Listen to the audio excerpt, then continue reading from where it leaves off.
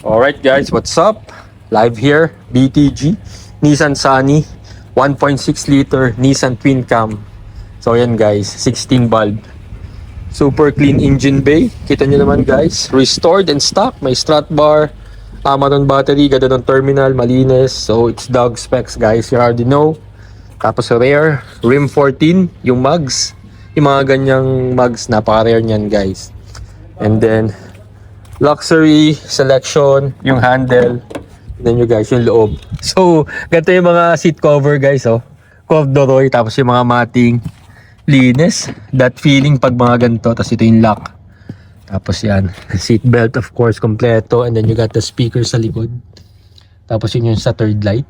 So, upo tayo.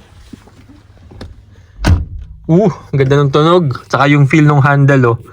Pag talagang mga stock, tsaka yung mga luma dati. And ito, may ashtray of course. Tapos meron ditong little compartment. So syempre, ganda ng kanyang speedometer, dalawa. May tachometer, tapos ayan nga yung sa speedometer. Yung mga gauge niya analog. Yung stereo, napalitan niya yan, Pioneer, CD player. Pero ito, yung mga knob ng aircon. So kita niyo naman guys. Tapos ito siya, kompleto, may ilaw pa din. Tapos yan, powered windows, manual transmission, stock yung steering wheel. So super ganda nito guys. Lots of history sa car na to. And alam nyo naman, si Dog, mahilig siya sa mga Nissan Rare. And talagang ano siya, oops, naka-child lock tayo Brad. Ayun, dito tayo sa kabila. So super like niya yung mga rare na Nissan car. Ito talaga yung kanyang forte ni Dog. Alright, so tingnan natin yung driving pay. So yan, ito yung likod. So makikita nyo, ganda ng taillight. So yan yung 1.6 super saloon. So makikita natin. Tapos yung antenna, tumataas yan pagbukas. And let's see it. Let's start the engine. So yan, sarap sumakay. So shoutout nga pala sa mga bumubuo at nagkikip ng mga Nissan. So si EasyWorks. So shoutout EasyWorks. Meron din siya Nissan. So yan guys, lagay ng mga coins. Start natin. Yun no. Suabe. So yan. Yun. Tapos meron ditong time, 'di ba?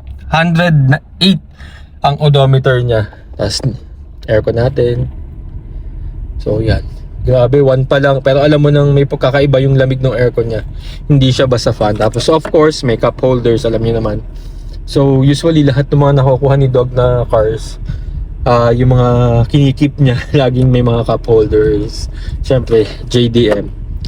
And to, tingnan natin. So yan buo. So yun guys, super swabe. Yung mga kinikip ni Dog, saka mga binibuild, at saka yung mga nire-restore, mga pinapalitan niya ng mga parts para ma-maintain yung pagka original niya dati. Ayun, so shout out sa kanya, at saka swabe talaga. Hanap lang yung way niya na pag-keep at saka pag-find ng mga rare cars.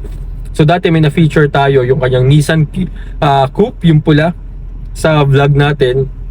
So yun, nasa kanya pa din siya. Yung mga iba wala na, pero meron pa siyang Honda Stream, so better watch out.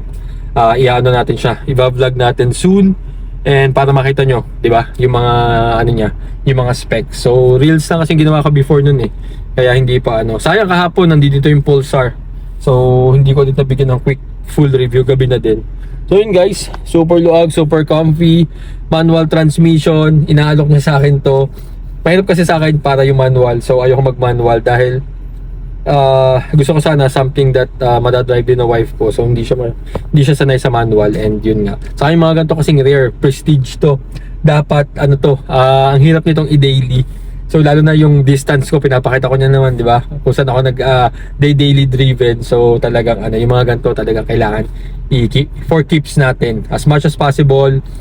Weekend car, konti lang yung mga mileage, and ayan. Talagang super ganda lang dahil naalala ko pa ng mga bata at saka nung nagtataksi kami sa Manila, sumasakay kami din sa mga ganito.